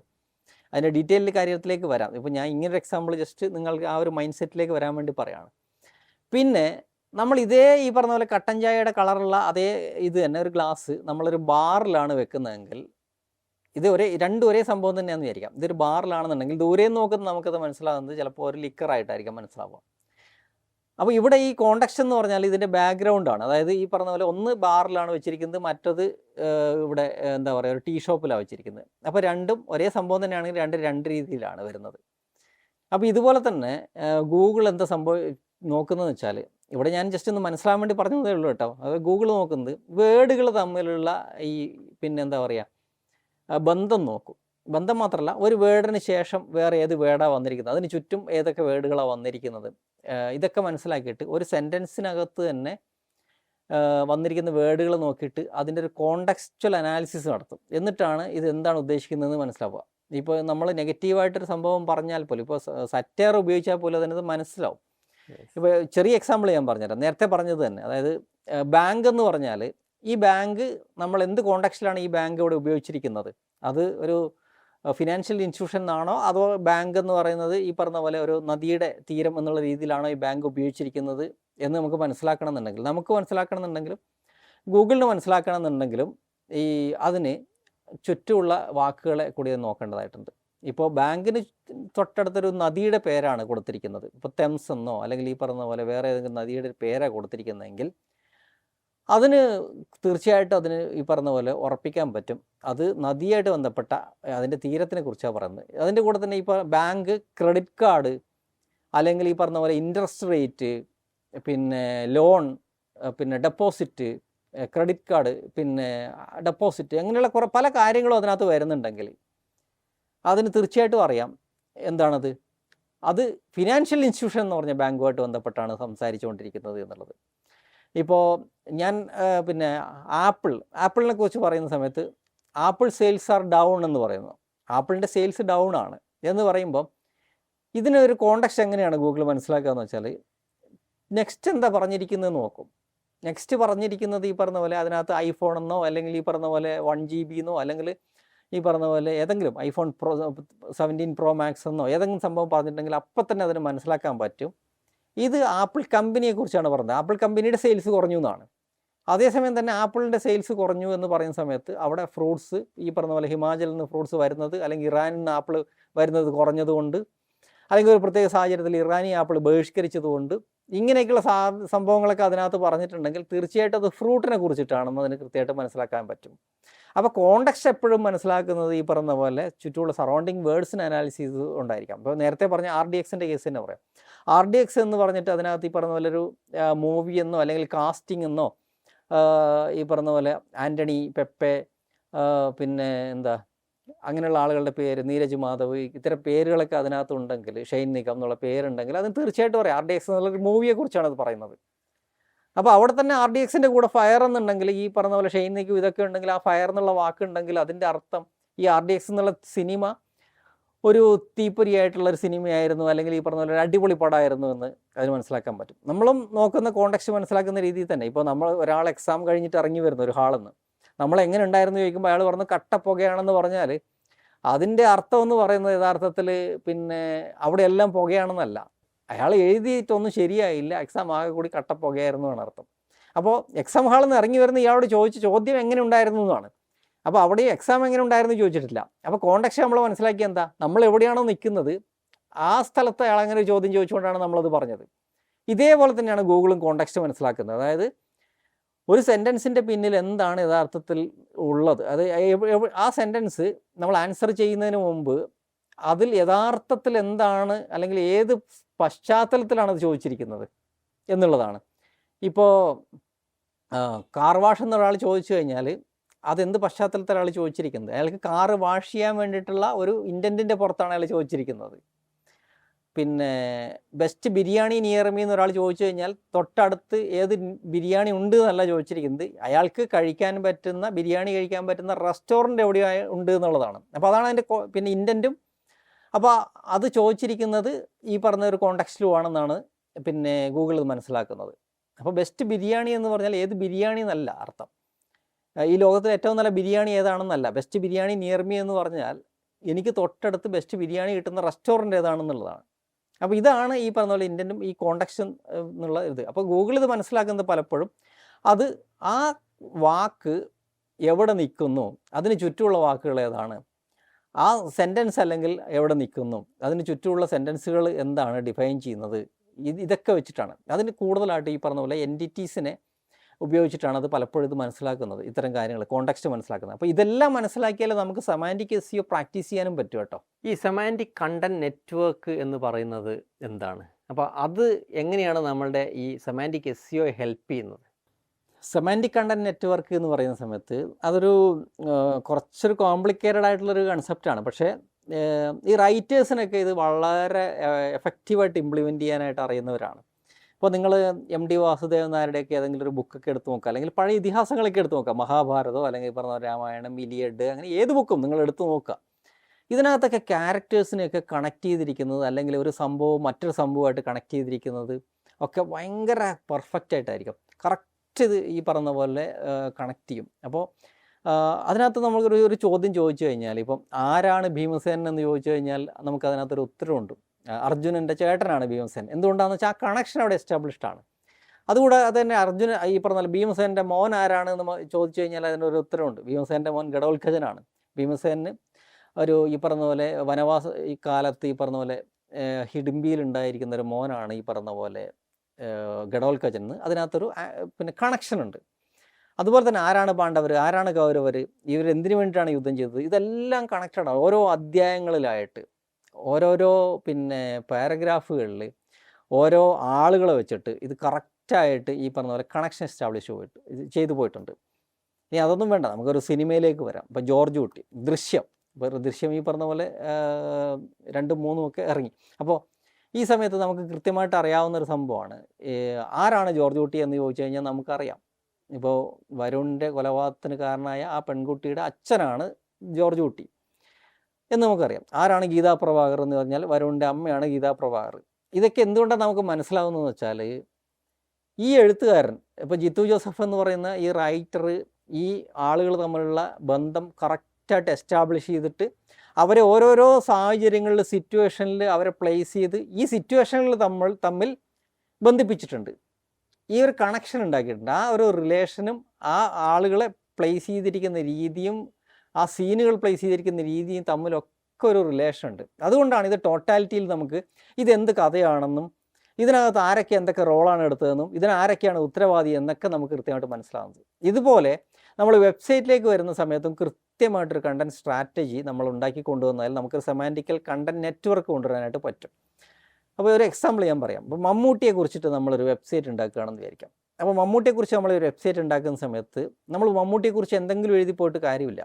നമ്മളൊരു ഹോളിസ്റ്റിക് അപ്രോച്ചിൽ എഴുതുന്ന സമയത്ത് മമ്മൂട്ടിയെക്കുറിച്ചുള്ള എല്ലാ ചോദ്യങ്ങൾക്കും ആ വെബ്സൈറ്റ് ആൻസർ ചെയ്യണമെന്നുണ്ടെങ്കിൽ നമ്മളൊരു സെമാൻറ്റിക് കണ്ടൻറ് നെറ്റ്വർക്ക് ഉണ്ടാക്കണം. അപ്പോൾ നമ്മളതിനെ പിന്നെ ടാക്സോണമീസായിട്ടും അതുപോലെ തന്നെ ഓണ്ടോളജീസായിട്ടും നമ്മളിതിനെ ഒന്ന് കണക്ട് ചെയ്യേണ്ടതായിട്ടുണ്ട്. ഈ രീതിയിലേക്ക് നമ്മളിതിനെ ഒന്ന് അറേഞ്ച് ചെയ്ത് വെക്കേണ്ടതായിട്ടുണ്ട്. അതായത് ടാക്സോണമീസ് എന്ന് പറഞ്ഞാൽ ഇതിനെ ഫയലുകളായിട്ട് അറേഞ്ച് ചെയ്യുക എന്ന് പറയും. പിന്നെ എന്നിട്ട് ഇതിനെ തമ്മിലുള്ള ബന്ധങ്ങൾ ഉണ്ടാക്കുക എന്നും പറയും. അതായത് ഫയലുകളായിട്ട് ഇതിനെ ഡിവൈഡ് ചെയ്ത് വെക്കുക, പിന്നെ ഇതിനെ ബന്ധങ്ങൾ, ഇതിൽ പറഞ്ഞിരിക്കുന്ന ഓരോ കാര്യങ്ങളെയും നമ്മൾ കണക്ട് ചെയ്യുക. ഇതാണ് യഥാർത്ഥത്തിൽ സെമാൻറ്റിക് കണ്ടൻറ് നെറ്റ്വർക്ക് ഉണ്ടാക്കുക എന്നുള്ളതുകൊണ്ട് ഉദ്ദേശിക്കുന്നത്. അപ്പോൾ ഇതിനകത്ത് നോക്കി കഴിഞ്ഞാൽ ഇപ്പം മമ്മൂട്ടിയുടെ ഒരു ഇത് പറയുമ്പോൾ നമ്മളിങ്ങനെ പിന്നെ എന്തെങ്കിലും പറഞ്ഞു പോവല്ല, നമ്മളതിനെ ആദ്യം ചാപ്റ്റേഴ്സായിട്ട് തിരിക്കുന്നു വിചാരിക്കാം. അപ്പോൾ ചാപ്റ്റേഴ്സ് എന്ന് പറയുന്ന സമയത്ത് മമ്മൂട്ടിയുടെ ചൈൽഡ്ഹുഡ്, പിന്നെ ഈ പറഞ്ഞ പോലെ മമ്മൂട്ടിയുടെ ടീനേജ്, പിന്നെ education, filmography, awards and achievements, പിന്നെ സോഷ്യൽ ലൈഫ്, ഇത്രയും കാര്യങ്ങളുണ്ട്. അപ്പോൾ ഈ ചൈൽഡ്ഹുഡിലേക്ക് വരുമ്പോൾ ജനിച്ച നാട്, പിന്നെ പഴയ കൂട്ടുകാർ, അവിടെ പഠിച്ച പിന്നെ ജനിച്ച് വളർന്നത്, ഫാമിലി, ഇതെല്ലാം അതിനകത്തേക്ക് വരും. പറഞ്ഞാൽ എഡ്യൂക്കേഷനിലേക്ക് വരുമ്പോൾ പഠിച്ച സ്കൂൾ, ഒന്നിച്ച് പഠിച്ച ആളുകൾ, സ്കൂളിൻ്റെ പേര്, ഏത് സ്ഥലത്താണ് പഠിച്ചത്, ഹയർ എഡ്യൂക്കേഷൻ, ഇങ്ങനെയുള്ള കാര്യങ്ങളെല്ലാം അതിനകത്തേക്ക് വരും. അപ്പോൾ ആ സമയത്ത് പഠിച്ച ഏതെങ്കിലും ഒരാൾ പിന്നീട് സിനിമയിൽ വന്നിട്ടുണ്ടെങ്കിൽ അയാളുമായിട്ടുള്ളൊരു ബന്ധം പിന്നീടും നമുക്ക് എസ്റ്റാബ്ലിഷ് ചെയ്യേണ്ടതായിട്ടുണ്ട്. അപ്പോൾ അവിടെ നിന്ന് അങ്ങോട്ട് ഒരു കണക്ഷൻ പോകും, അത് പിന്നീട് പറഞ്ഞുതരാം. പിന്നെ സിനിമയിലേക്ക് വരുമ്പോൾ ഈ പറഞ്ഞ പോലെ സിനിമ, മമ്മൂട്ടി ചെയ്ത സിനിമകൾ, അതിൻ്റെ സംവിധായകർ, പിന്നെ അതുമായിട്ട് ബന്ധപ്പെട്ട ആളുകൾ, ഇതെല്ലാം സിനിമയുടെ ആ ചാപ്റ്ററിനകത്ത് നമുക്ക് ഉൾക്കൊള്ളിക്കേണ്ടതായിട്ട് വരും. ഇനി ഇതിനകത്ത് തന്നെ ഈ പറഞ്ഞ പോലെ ഈ സിനിമയുടെ ഇത് തന്നെ നമുക്ക് അവാർഡ്സ് ആൻഡ് അച്ചീവ്മെൻറ്റ്സ് എന്ന് പറയുന്ന സമയത്ത് നമ്മൾ ഈ ഒരു ആദ്യത്തെ ഒരു സിനിമയെ പറ്റി പറഞ്ഞു. ആ സിനിമയ്ക്ക് ഒരു അവാർഡ് കിട്ടിയിട്ടുണ്ടെങ്കിൽ ഇത് അവാർഡ്സ് ആൻഡ് അച്ചീവ്മെൻറ്റ്സ് എന്നുള്ള ആ കാറ്റഗറിയിൽ ഈ സിനിമയെക്കുറിച്ച് പറയും. അപ്പോൾ ഇത് തമ്മിലൊരു കണക്ഷൻ ഉണ്ടാവും അങ്ങോട്ടും ഇങ്ങോട്ടും. അപ്പോൾ ഈ ആദ്യത്തെ സിനിമക്കാർക്ക് ഒരു പക്ഷേ അവാർഡ് കിട്ടിയിട്ടുണ്ടാവുക, അപ്പോൾ ആ സിനിമയ്ക്ക് അവാർഡ് കിട്ടിയെന്ന് അവിടെ മെൻഷൻ ചെയ്യുന്ന സമയത്ത് തന്നെ അത് ഒരു ലിങ്ക് നേരെ അവാർഡ്സ് ആൻഡ് അച്ചീവ്മെൻറ്റ്സ് എന്നുള്ള ആ പേജിലേക്ക് പോകുന്നുണ്ടാവും, ആ ചാപ്റ്ററിനകത്തേക്ക് ചിലപ്പോൾ പോകും. അങ്ങനെ ഇതിനെ പരസ്പരമായിട്ട് കണക്ട് ചെയ്യും. പിന്നെ മക്കളെന്ന് പറയുന്ന സമയത്ത് ഇത് കണക്ട് ചെയ്ത് വെക്കും. ഇങ്ങനെ പല രീതിയിൽ നമ്മൾ ഇതിനെ കണക്ട് ചെയ്ത് വെക്കാറുണ്ട്. അപ്പോൾ ഒന്ന് ആലോചിച്ചാൽ മതി, ചൈൽഡ്ഹുഡ്, അതുപോലെ തന്നെ എഡ്യൂക്കേഷൻ, ഫിലിമോഗ്രഫി, ഇങ്ങനെ പറഞ്ഞു പോകുമ്പം ഇതിൻ്റെ ഇടയിൽ പരസ്പരം കണക്ട് ചെയ്യുന്നുണ്ട്. അതായത് ഈ പറഞ്ഞ പോലെ മമ്മൂട്ടി പിന്നെ ആദ്യമായിട്ട് അഭിനയിച്ച സിനിമ എഴുതിയത് MT വാസുദേവൻ നായരാണെന്ന് വിചാരിക്കാം. അപ്പോൾ അവിടുന്ന് MT വാസുദേവൻ നായർ മമ്മൂട്ടിയുടെ വേണ്ടി ഈ പറഞ്ഞ പോലെ കൂടെ വർക്ക് ചെയ്ത പിന്നെ കാസ്റ്റ് ആൻഡ് ക്രൂ എന്ന് പറയുന്ന സമയത്തും MT വാസുദേവൻ നായർ വരും. ചിലപ്പോൾ ഈ പറഞ്ഞ പോലെ MT വാസുദേവൻ നായരെ പറ്റിയിട്ട് അതിനകത്തൊരു പരാമർശം തന്നെ കുറച്ച് അധികമായിട്ട് നമ്മൾ എഴുതിയെന്ന് വരും. ആ സമയത്ത് MT മമ്മൂട്ടിക്ക് വേണ്ടി വർക്ക് ചെയ്ത പടങ്ങളെക്കുറിച്ചിട്ട് പറയും. അപ്പോൾ വടക്കൻ വീരാത, അതിന് അവാർഡ് കിട്ടി, അപ്പോൾ ഇതിനെക്കുറിച്ച് വേറൊരു സ്ഥലത്ത് മെൻഷൻ വരും. അപ്പോൾ ഇതിങ്ങനെ ലിങ്ക് ചെയ്ത് പോകുന്നത് കണ്ടോ. അപ്പോൾ അങ്ങനെ ഈ പറഞ്ഞ പോലെ ഇത് മൊത്തത്തിലൊരു കണക്ഷൻ ബിൽഡ് ചെയ്യാനായിട്ട് പറ്റും. ഞാനിതൊരു എക്സാമ്പിളായിട്ട് പറഞ്ഞാണ്. ഈ രീതിയിലേക്ക് നോക്കുമ്പം ആരാണ് മമ്മൂട്ടി, എന്താണ് മമ്മൂട്ടി, മമ്മൂട്ടിക്ക് എന്താണ് അവാർഡ് കിട്ടിയിരിക്കുന്നത്, മമ്മൂട്ടിയായിട്ട് ഒപ്പം വർക്ക് ചെയ്തവരാരാണ്, മമ്മൂട്ടിയുടെ കൂടെ പിന്നെ അഭിനയിച്ച നായികമാരാരാണ്, മമ്മൂട്ടിക്ക് വേണ്ടിയിട്ട് പാട്ട് പാടിയവരാരാണ്, ഇത്തരത്തിലുള്ള ചോദ്യങ്ങൾക്കെല്ലാം ഉത്തരം പറയാൻ ഈ വെബ്സൈറ്റിന് പറ്റും. അപ്പോൾ ആ രീതിയിലേക്ക് നമ്മളൊരു വെബ്സൈറ്റിനെ, കണ്ടൻറ്റിനെ പിന്നെ സ്ട്രാറ്റജിക്കലായിട്ട് ഡെവലപ്പ് ചെയ്ത് കൊണ്ടുവരുന്നതിനാണ് സെമാൻറ്റിക്കൽ കണ്ടൻറ് നെറ്റ്വർക്ക് എന്ന് പറയുന്നത്. ഇത് ഈ പറയുമ്പോൾ എളുപ്പമാണെന്നുണ്ടെങ്കിലും ചെയ്യുന്നത്ര എളുപ്പമുള്ള കാര്യമല്ല കേട്ടോ. അതിനകത്ത് ഒരുപാട് കാര്യങ്ങൾ ശ്രദ്ധിക്കണം. ഈ പറഞ്ഞ പോലെ നമ്മൾ പ്രോപ്പറായിട്ട് ഇൻറ്റേർണൽ ലിങ്ക് ചെയ്യണം, നമ്മൾ കൃത്യമായിട്ട് ടോപ്പിക്കൽ മാപ്പ് ഉണ്ടാക്കണം, ഇത്തരം കാര്യങ്ങളൊക്കെ അതിനകത്ത് ചെയ്യണം. അങ്ങനെ ചെയ്യുകയാണെന്നുണ്ടെങ്കിൽ നമുക്ക് എല്ലാ ആൻസേഴ്സിനും ഉത്തരം പറഞ്ഞ ഒരു ഗോ ടു സോഴ്സ് ആയിട്ട് നമുക്ക് ഈ വെബ്സൈറ്റിനെ മാറ്റിയെടുക്കാനായിട്ട് പറ്റും. ഇപ്പോൾ ശരിക്കും AI ഒരു കാലഘട്ടമാണല്ലോ. അപ്പോൾ ഈ സെമാൻറ്റിക് SEO എത്രത്തോളം നമ്മളുടെ ഒരു AI സെർച്ച് ഒപ്റ്റിമൈസേഷൻ അല്ലെങ്കിൽ ജനറേറ്റീവ് എഞ്ചിൻ ഒപ്റ്റിമൈസേഷൻ, ഇത്തരം കാര്യങ്ങളിൽ അതിന് എത്രത്തോളം പ്രാധാന്യമുണ്ട്? AI സെർച്ചിൻ്റെ കാലഘട്ടത്തിൽ ഈ സെമാൻറ്റിക് SEOയ്ക്ക് ഭയങ്കര ഇമ്പോർട്ടൻസ് ഉണ്ട്. കാരണം എന്താണെന്ന് വെച്ചാൽ നമ്മൾ ഈ AI സെർച്ചിൽ നേരത്തെ നമ്മൾ പറഞ്ഞു സെമാൻറ്റിക് SEO എങ്ങനെയാണ് വർക്ക് ചെയ്യുന്നത് വെച്ചാൽ പ്രധാനമായിട്ടും നമ്മൾ ചോദിക്കുന്ന ചോദ്യങ്ങളുടെ മീനിങ് എക്സാക്റ്റായിട്ട് മനസ്സിലാക്കിയിട്ട് ഒരു ആൻസർ കൊടുക്കാൻ വേണ്ടിയിട്ടാണ്. അതുപോലെ തന്നെ അതിൻ്റെ കോണ്ടെക്സ്റ്റ് എന്താണെന്ന് മനസ്സിലാക്കിയിട്ടും ആൻസർ കൊടുക്കാനായിട്ട് ശ്രമിക്കും. ഇതാണ് സെമാൻറ്റിക് SEOയിൽ നടക്കുന്നത്. അപ്പോൾ ഇത് തന്നെയാണ് യഥാർത്ഥത്തിൽ AI സെർച്ചിൻ്റെ ഒരു ബേസ് എന്ന് പറയുന്നത്. ഒരാളൊരു ചോദ്യം ചോദിച്ചു കഴിഞ്ഞാൽ അതിനുള്ള എക്സാക്റ്റ് മീനിങ് മനസ്സിലാക്കിയിട്ട് ഒരു ആൻസർ കൊടുക്കുക. യൂസർ സ്പെസിഫിക്കായിട്ട് പിന്നെ ഒരു ക്വയറി നടത്തി കഴിഞ്ഞാൽ ആ സ്പെസിഫിക്കായിട്ട് തന്നെ ഒരു ആൻസർ കൊടുക്കേണ്ടതായിട്ടുണ്ട്. അപ്പോൾ ഇവിടെ നമുക്ക് അങ്ങനെ ഒരു ആൻസറിന് വേണ്ടിയിട്ട് നമ്മുടെ വെബ്സൈറ്റിനെ ഒപ്റ്റിമൈസ് ചെയ്യണമെന്നുണ്ടെങ്കിൽ ഈ പ്രാക്ടീസ് ചെയ്തേ പറ്റൂ. നമ്മൾ ആ ഇൻറ്റൻറ്റിനനുസരിച്ചിട്ട് നമ്മളൊരു SEO പ്രാക്ടീസ് നമ്മളിവിടെ ചെയ്യണം. അതിനനുസരിച്ചിട്ട് ആ കോണ്ടെക്സ്റ്റിനനുസരിച്ചിട്ട് നമ്മളൊരു പിന്നെ ഒരു കണ്ടൻറ്റ് നമ്മളിവിടെ ബിൽഡ് ചെയ്യണം. അപ്പോൾ ഇത് രണ്ടും ചെയ്യണമെന്നുണ്ടെങ്കിൽ ഇവിടെ ഏറ്റവും നല്ലൊരു വഴിയെന്ന് പറയുന്നത് നമ്മൾ ഈ സെമാൻറ്റിക് SEO പ്രാക്ടീസ് ചെയ്യുക എന്നുള്ളത് തന്നെയാണ്. അപ്പോൾ ശരിക്കും പറഞ്ഞാൽ ഈ AI സെർച്ചിൽ അതിൻ്റെ രീതി വ്യത്യാസമാണ്. അതായത് AI സെർച്ചും ഈ പറഞ്ഞ പോലെ നമ്മുടെ ട്രഡീഷണൽ സെർച്ചും തമ്മിലുള്ള രീതി ഭയങ്കരമായിട്ടുള്ള ഡിഫറൻസ് ഉണ്ട്. അതായത് AI സെർച്ചിൽ നമ്മൾ ഈ പറഞ്ഞ പോലെ ഒരു ചോദ്യം ചോദിക്കുമ്പോൾ ഏറ്റവും ആക്യുറേറ്റ് ആയിട്ടുള്ള ഒരു ഉത്തരം ഈ ടെക്സ്റ്റുകളിൽ നിന്ന് അല്ലെങ്കിൽ ഈ പേജുകളിൽ നിന്ന് കണ്ടെത്തിയിട്ട് അത് ജനറേറ്റ് ചെയ്ത് നമുക്ക് തരികയാണ് ചെയ്യുക. മറ്റേതങ്ങനെയല്ല. അത് ഈ പറഞ്ഞ പോലെ ഒരു ചോദ്യം ചോദിച്ചു കഴിഞ്ഞാൽ അതിന് ഏറ്റവും റെലവൻ്റ് ആയിട്ടുള്ള പേജുകൾ ഏതാണ് എന്ന് നമുക്ക് കാണിച്ചു തരിക. അപ്പോൾ ഒരു സ്ഥലത്ത് കുറേ അധികം അൽഗോരിതങ്ങൾ വർക്ക് ചെയ്യുന്നുണ്ട്. ഇപ്പോൾ ട്രഡീഷണൽ SEOയെ സംബന്ധിച്ചിടത്തോളം ഒരുപാട് അൽഗോരിതങ്ങൾ വർക്ക് ചെയ്യുന്നുണ്ട്. ആ അൽഗോരിതം നമുക്കൊരു പരിധിവരെ നല്ല ആൻസേഴ്സ് തരാൻ വേണ്ടിയിട്ട് ഹെൽപ്പ് ചെയ്യുന്നുണ്ട്.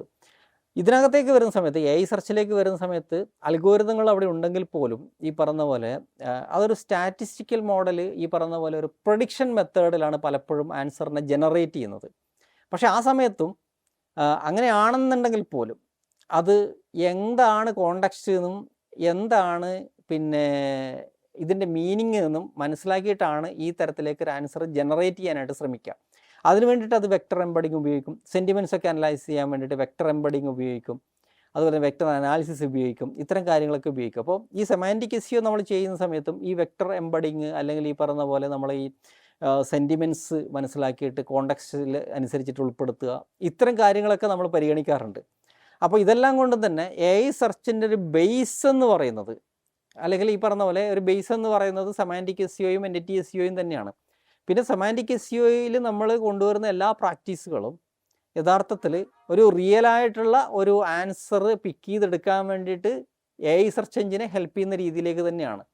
അപ്പോൾ സെമാൻറ്റിക് സെർച്ച് എഞ്ചിൻ നമ്മൾ പിന്നെ ആകെയുള്ളൊരു വ്യത്യാസം എന്ന് പറയുന്നത്, പിന്നെ സെമാൻറ്റിക് എസ്ഇഒയിൽ നമ്മൾ ഈ പറഞ്ഞ പോലെ ഒരു ഹോളിസ്റ്റിക് അപ്രോച്ച് എടുക്കാറുണ്ട്. ഹോളിസ്റ്റിക് അപ്രോച്ച് എന്ന് പറഞ്ഞാൽ ഒരു പേജൊക്കെ എഴുതുന്ന സമയത്ത് നമുക്കൊരു ഹോളിസ്റ്റിക് അപ്രോച്ച് ഉണ്ട്. അത് ഗൂഗിളും പറയുന്നൊരു കാര്യമാണ്, ഒരു ടോപ്പിക്കൽ കവറേജ് എന്ന് പറയുന്നൊരു സംഭവം. പക്ഷേ ഈ ഒരു ടോപ്പിക്കൽ കവറേജിന് അപ്പുറത്തേക്ക് നമ്മൾ പോകേണ്ടതായിട്ടുണ്ട്. പലപ്പോഴും നമ്മൾ ഈ പറഞ്ഞ പോലെ AI സെർച്ചിൻ്റെ കേസിൽ വരുന്ന സമയത്ത് നമുക്ക് ഈ ടോപ്പിക്കൽ കവറേജ് മാത്രം പോരാ.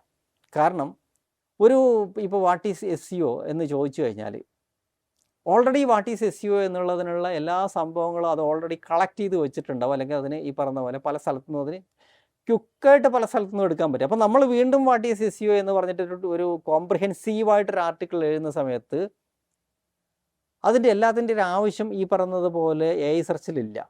AI സെർച്ചിലേക്ക് വരുന്ന സമയത്ത് മറ്റ് സ്ഥലങ്ങളിൽ പറഞ്ഞിട്ടില്ലാത്ത എന്താണ് നമ്മളുടെ അവിടെ അടുത്തുള്ളത്, നമുക്ക് എന്താണ് പുതിയതായിട്ട് പറയാനുള്ളത്. അപ്പോൾ അവിടെ ഒരു ഡിഫറൻഷിയേഷൻ അപ്രോച്ചാണ് കൂടുതലായിട്ട് വേണ്ടത്. അപ്പോൾ സെമാൻറ്റിക് എസ്ഇഒ ബേസ് ആണെങ്കിൽ തന്നെ ഈ ഒരു കോംപ്രിഹെൻസീവ് അപ്രോച്ച് എന്ന് പറയുന്ന രീതിയിലേക്കുള്ള ഒരു ടോപ്പിക്കൽ കവറേജിന് ഏറ്റവും കൂടുതൽ പ്രാധാന്യം കൊടുത്തുള്ള അപ്രോച്ചിൽ നിന്ന് മാറിയിട്ട് നമ്മളൊരു കണ്ടന്റ് ഡിഫറൻഷിയേഷൻ എന്നുള്ളൊരു അപ്രോച്ച് കൂടെ കൊണ്ടുവരേണ്ടതുണ്ട്. അപ്പോൾ ഇങ്ങനൊരു ചെറിയ വ്യത്യാസമുണ്ട്, പക്ഷേ ബേസ് ഒന്ന് തന്നെയാണ്. അപ്പോൾ AI സെർച്ചിൻ്റെ കാലഘട്ടത്തിൽ നമ്മൾ ഈ പറഞ്ഞ പോലെ സെമാൻറ്റിക് എസ്ഇഒ നമ്മൾ അറിഞ്ഞിട്ട് ഈ പറഞ്ഞ പോലെ ഇത്തരം കാര്യങ്ങളും കൂടെ ഇതിൻ്റെ ഡിഫറൻസും കൂടെ മനസ്സിലാക്കി നമ്മൾ ഇംപ്ലിമെൻറ്റ് ചെയ്യുകയാണെന്നുണ്ടെങ്കിൽ അതൊരു അഡ്വാൻറ്റേജ് തന്നെയായിരിക്കും. നിങ്ങൾക്ക് എസ്ഇഒ പഠിക്കണമെന്നുണ്ട്. അതുപോലെ തന്നെ നിങ്ങളൊരു ബിസിനസ് ഓണർ ആണെന്നുണ്ടെങ്കിൽ നിങ്ങൾക്ക് നിങ്ങളുടെ ബിസിനസ്സിനെ പ്രൊമോട്ട് ചെയ്യാൻ വേണ്ടിയിട്ട് എസ്ഇഒ പേഴ്സൺസിനെ ഹയർ ചെയ്യണം, അല്ലെങ്കിൽ നിങ്ങൾക്ക് ഓർഗാനിക് ഗ്രോത്തിന് വേണ്ടിയിട്ട് ആ രീതിയിലുള്ള ആളുകളുമായിട്ട് കണക്ട് ചെയ്യണം എന്നൊക്കെ വിചാരിക്കാം. അങ്ങനെയാണെന്നുണ്ടെങ്കിൽ നിങ്ങൾക്കൊരു ഗോൾഡൻ ഓപ്പർച്യൂണിറ്റി ഉണ്ട്. ഞങ്ങൾക്കൊരു എസ്ഇഒ ഇക്കോസിസ്റ്റം ഉണ്ട്. ഓർഗാനിക് ഗ്രോത്ത് ഹബ്ബ് എന്നാണ് അതിൻ്റെ പേര്. അതിനകത്ത് നിങ്ങൾക്ക് ജോയിൻ ചെയ്യാനായിട്ട് പറ്റും. അപ്പോൾ പഠിക്കുന്നവർക്ക് ഈ പറഞ്ഞ പോലെ അതിനകത്ത് പല തരത്തിലുള്ള വർക്ക്ഷോപ്പുകൾ വരാറുണ്ട്. അതുപോലെ തന്നെ അപ്ഡേറ്റ് ചെയ്യാനായിട്ട് പറ്റും. പ്രൊഫഷണൽസിന് അതിനകത്ത് അപ്ഡേറ്റ് ചെയ്യാനായിട്ട് പറ്റും. അതിനുള്ള കുറേ കാര്യങ്ങൾ അതിനകത്തുണ്ട്. അതുപോലെ തന്നെ ബിസിനസ് ഓണേഴ്സിന് ഇത്തരത്തിലുള്ള പ്രൊഫഷണൽസിനെ ഹയർ ചെയ്യാൻ വേണ്ടിയിട്ട് അവരുമായിട്ടൊരു കമ്മ്യൂണിക്കേഷൻ അല്ലെങ്കിൽ ഈ പറഞ്ഞ ഒരു കണക്ഷൻ ഉണ്ടാക്കാനായിട്ട് പറ്റും. അപ്പോൾ അതിന് വേണ്ടിയിട്ട് നിങ്ങൾക്ക് ഞങ്ങളുടെ ഈ ഓർഗാനിക് ഗ്രോത്ത് ഹബ്ബ് എന്നുള്ള കമ്മ്യൂണിറ്റിയിൽ ജോയിൻ ചെയ്യാം. അതിന് താഴെ കാണുന്ന നമ്പറിൽ നിങ്ങൾ കോൺടാക്റ്റ് ചെയ്താൽ മതി.